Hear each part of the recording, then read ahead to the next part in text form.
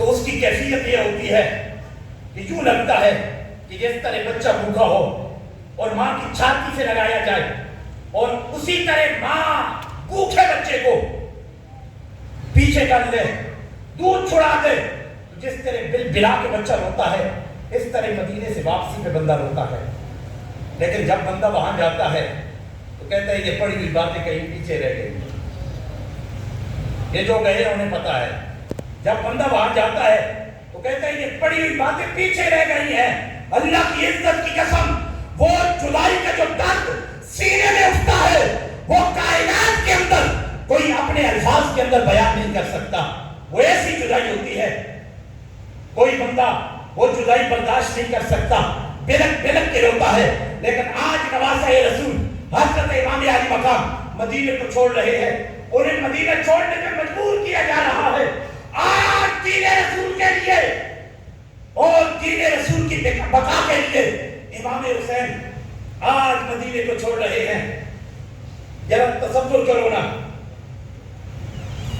کچھ عرصہ پہلے آپ کے نانا جان نے اس دین کی تبلیغ کے لیے مکہ کو چھوڑا تھا، لوگوں نے مجبور کیا تھا مکہ چھوڑنے پہ۔ امام علی مقام کے نانا جان نے اس دین کی تبلیغ کے لیے مکہ چھوڑا، مکے سے ہجرت کی مدینے کی طرف۔ میرے مصطفیٰ کریم علیہ السلام مکے سے جب مدینے کی طرف آنے لگے تو آقا کونین علیہ السلام پہاڑی پر چڑھے تو پیچھے مڑ مڑ کے دیکھتے تھے اور آقا کی آنکھوں میں آنسو تھے، آقا رو رہے تھے اور روتے ہوئے کہتے تھے مکہ تمہیں چھوڑنے کا دل نہیں کرتا، اگر میری قوم والے میرے قبیلے والے مجبور نہ کرتے تو رب کعبہ کی قسم تمہیں کبھی نہ چھوڑتا، تم سے کبھی جدا نہ ہوتا۔ روتے ہوئے مصطفیٰ نے مکہ چھوڑا تھا، مدینے کی طرف گئے تھے، اور وہ مدینے والے کہ جو حضور کی ولادت سے پہلے حضرت طب رضی اللہ تعالیٰ عنہ آپ نے حضور کے لیے جو گھر بنایا تھا، وہاں جو بستی آباد کی تھی، جو حضور کی ولادت سے پہلے مصطفیٰ کے انتظار کر رہے تھے، جب میرے مصطفیٰ کا پتہ چلا مکہ چھوڑ کے مدینے آ رہے ہیں تو وہ مدینے والے میرے مصطفیٰ کے انتظار کرنے کے لیے پہاڑی پہ جاتے ہیں، پورا دن انتظار کرتے ہیں اور دیکھتے ہیں کہ مصطفیٰ آئیں گے، ہم ان کا دیدار کریں گے، وہ دعا کا مکھڑا دیکھیں گے، وہ لیل کی زلفیں دیکھیں گے، ید اللہ کے ہاتھ دیکھیں گے، علم نشرح کا سینہ دیکھیں گے۔ اللہ اکبر، وہ دن بھی آ جاتا ہے کہ آقا کونین علیہ السلام جس وقت سامنے ہوتے ہیں ایک شخص اعلان کرتا ہے دیکھو وہ تمہارے مقصود آ گئے ہیں، وہ تمہارے مقصود آ گئے ہیں۔ وہ مدینے کے لوگ جو آقا کا انتظار کر رہے تھے، وہ مدینے والے میرے مصطفیٰ کو دیکھتے ہیں تو وہ ننھی ننھی بچیاں مدینے کی گلیوں میں ہیں، جوان مدینے کی گلیوں میں ہیں، میرے مصطفیٰ کے استقبال کے لیے ہیں۔ مصطفیٰ کے صحابہ جھنڈا اپنی پگڑی کا جھنڈا بنا کے مصطفیٰ کے ساتھ چل رہے ہیں، جلوس کی شکل میں لے کے آ رہے ہیں مدینے کے تاجدار کے استقبال کے لیے۔ صحابہ وہاں لوگ کھڑے ہیں، وہاں چھتوں پہ عورتیں کھڑی ہیں، وہ استقبال کر رہی ہیں، ادھر ننھی ننھی بچیاں ہیں، وہ دف بجاتی ہیں اور کہتی ہیں طلع البدر علینا من ثنیات الوداع وجب الشکر علینا ما دعا للہ الہا۔ میرے مصطفیٰ کے استقبال کرتے ہیں مدینے کے تاجدار۔ جب مدینے میں پہنچتے ہیں تو ہر طرف میرے مصطفیٰ کے چہرے سے روشنی پھیل جاتی ہے، مدینہ روشن ہو جاتا ہے، اور مدینے والے ہر ایک تمنا کرتا ہے مصطفیٰ میرے گھر میں آ جائے۔ مصطفیٰ مدینے میں تشریف لے جاتے ہیں، ہاتھ اٹھاتے ہیں، اللہم حبب الینا المدینہ کحبنا مکہ وشدہ۔ مولا جس طرح تو نے مکہ کو ہمارے لیے محبوب بنایا ہے اسی طرح مدینے کو محبوب بنا دے، مدینہ ہمارے لیے محبوب ہو جائے۔ اور کتنا ہو اشدہ، فرمایا کہ جتنا مکہ محبوب تھا اس سے کہیں زیادہ مدینے کو محبوب بنا دے۔ اب یہ مدینہ محبوب بھی ہو گیا ہے، ہر ایک اس مدینے سے پیار کرتا ہے، کیونکہ اس مدینے کے لیے مصطفیٰ نے ہاتھ اٹھائے ہیں، مصطفیٰ نے دعا کی ہے۔ آج نواسہ رسول جگہ گوشہ بطول حضرت امام علی مقام کو وہ مدینہ چھوڑنا پڑ رہا ہے۔ جس مدینے کی گلیوں میں آپ کی یادیں ہیں، جس مدینے کی گلیوں میں آپ کی اماں جان کی یادیں ہیں، جس مدینے میں آپ کے بھائی حضرت امام حسن کی یادیں ہیں، جس مدینے میں آپ کے بابا جان حضرت مولا مرتضیٰ کی یادیں ہیں، وہ مدینہ اور وہ یادیں کہ جس مدینے کی گلیوں میں حضرت امام حسین چلا کرتے تھے، ساتھ ان کے بھائی امام حسن بھی ہوا کرتے تھے، دونوں مدینے کی گلیوں میں چلا کرتے تھے، نور تھے ادھر جناب صدیق اکبر آتے تھے، حضرت صدیق اکبر امام حسین کو کاندھے پہ اٹھا لیتے تھے، حسن کو کاندھے پہ اٹھا لیتے تھے، آج وہ یادیں بھی ہیں۔ اور پھر حضرت امام علی مقام امام حسین کو مدینے کی وہ یادیں بھی آ رہی ہیں، وہ یادیں کہ جن کے بارے میں حضرت عبداللہ بن عباس رضی اللہ تعالیٰ عنہ کہتے ہیں کہ مدینے کے تاجدار نماز عصر پڑھا رہے تھے، چوتھی رکعت میں تھے کہ حضرت امام حسن آئے، امام حسین آئے، مصطفیٰ کی پشت پہ سوار ہو گئے، چوتھی رکعت ہے، نماز عصر ہے، مصطفیٰ کریم علیہ السلام کی پشت پہ سوار ہوئے، آقا کونین علیہ السلام سجدے کو طول دے دیتے ہیں، سجدہ لمبا کر دیتے ہیں۔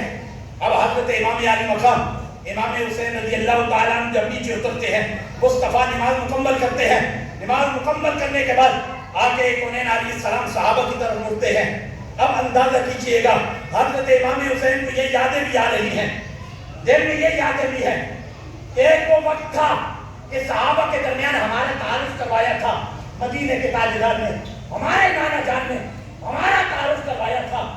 آقا کونین علیہ السلام کے نواسے کو وہ یادیں بھی آ رہی ہیں۔ مدینے کے تاجدار صحابہ کی طرف مڑے اور مڑ کے آقا کونین علیہ السلام نے صحابہ سے فرمایا، خطاب کیا، ایک کاندھے پہ حسن کو اٹھایا، ایک پہ حسین کو اٹھایا، دونوں شہزادوں کو اٹھا کے میرے مصطفیٰ نے صحابہ کے درمیان خطبہ ارشاد فرمایا الا اخبرکم بخیر الناس جدا و جدتا، الا اخبرکم بخیر الناس عما و عمتا، الا اخبرکم بخیر الناس خالا و خالتا، الا اخبرکم بخیر الناس ابا و اما۔ آقا کونین علیہ السلام صحابہ کے درمیان خطبہ ارشاد فرما رہے ہیں، میرے مصطفیٰ فرماتے ہیں کہ میرے صحابہ کیا تمہیں ان لوگوں کے بارے میں نہ بتاؤں کہ جو کائنات کے اندر اپنے نانا کے اعتبار سے سب سے افضل ہیں؟ بلند آواز سے کہے نا سبحان اللہ۔ ان کے بارے میں نہ بتاؤں جو نانا کے اعتبار سے افضل ہیں، جو اپنی نانی کے اعتبار سے افضل ہیں، جو اپنے چچا کے اعتبار سے افضل ہیں؟ ان کے بارے میں تمہیں خبر نہ دوں کہ جو اپنی پھپھی کے اعتبار سے افضل ہیں، جو اپنے ماموں کے اعتبار سے افضل ہیں، جو اپنی خالاؤں کے اعتبار سے افضل ہیں؟ آقا کونین علیہ السلام نے خود یہ سوال کیے، اور سوال کرنے کے بعد مدینے کے تاجدار نے پھر انداز خطابت دیکھے مصطفیٰ کا، پہلے خود سوال کیے، اور تمہیں نہ بتاؤں، تمہیں نہ بتاؤں، تمہیں نہ بتاؤں، یہ کہنے کے بعد فرمایا سنو، ہما الحسن والحسین، فرمایا وہ ایک حسن ہے دوسرا حسین ہے، ایک حسن ہے دوسرا حسین ہے۔ اور یہ کہنے کے بعد مدینے کے تاجدار شب اسرا کے دلہا صلی اللہ علیہ وسلم نے پھر اپنی خطابت کو جاری رکھا، فرمایا تمہیں بتاؤں کہ ان کے نانا کون ہیں؟ ایسے نہیں جا، تمہیں بتاؤں ان کے نانا کون ہیں؟ اب تو آپ کو تڑپ جانا چاہیے تھا، تمہیں بتاؤں ان کے نانا کون ہیں؟ کہا ان کے نانا محمد الرسول اللہ ہے، ان کی نانی خدیجۃ الکبریٰ ہے، ان کے ماموں حضرت ابراہیم ہے، یہ خود مصطفیٰ نے فرمایا ان کے ماموں حضرت ابراہیم ہے، ان کی خالائیں حضرت زینب ہیں، حضرت رقیہ ہیں، حضرت ام کلثوم ہے، فرمایا ان کے چچا حضرت جعفر طیار ہیں، ان کی پھپھی حضرت ام ہانی ہے، اور ان کی ماں حضرت خاتون جنت فاطمہ الزہرا ہے، اور ان کے بابا حضرت مولا مرتضیٰ ہے۔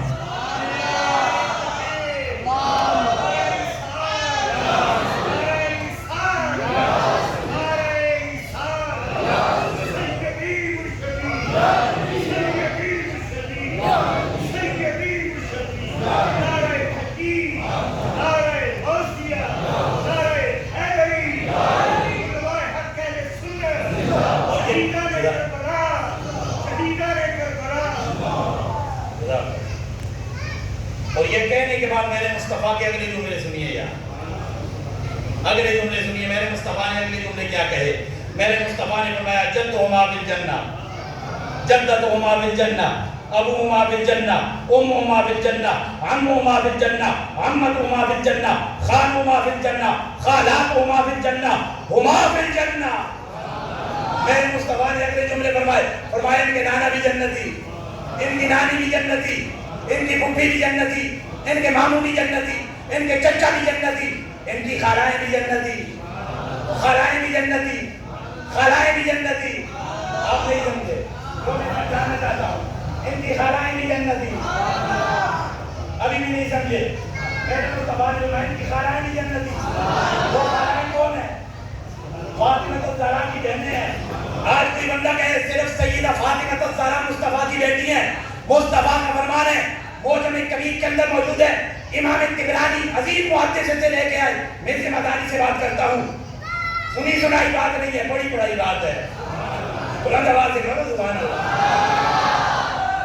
یہ بڑی بڑی بات ہے. موجم کبیر کے اندر موجود ہے. امام طبرانی لے کے آئے.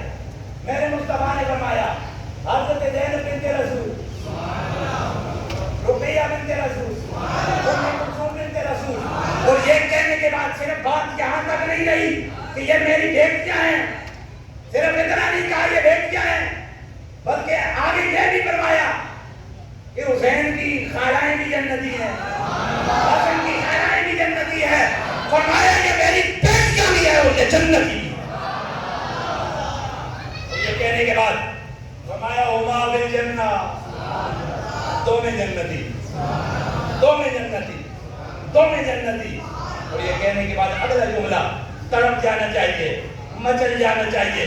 جس کو حسین ابن علی سے محبت ہو وہ مچل جائے, اور ظاہر ہے یہاں جتنے بیٹھے ہیں سب کو محبت ہے, سب ٹوٹ ٹوٹ کے محبت کرتے ہیں. بلکہ ایک اور جملہ سنا دے گا, ٹوٹ ٹوٹ کے بلکہ سارے انہیں واہ پیار کرتے ہیں, انہیں واہ محبت کرتے ہیں. اگلا جملہ سنیے, فرمایا ہما فی الجنہ ومن احبہما فی الجنہ. فرمایا دونوں جنتی, قیامت تک جو سے پیار کرے گا وہ بھی جنت.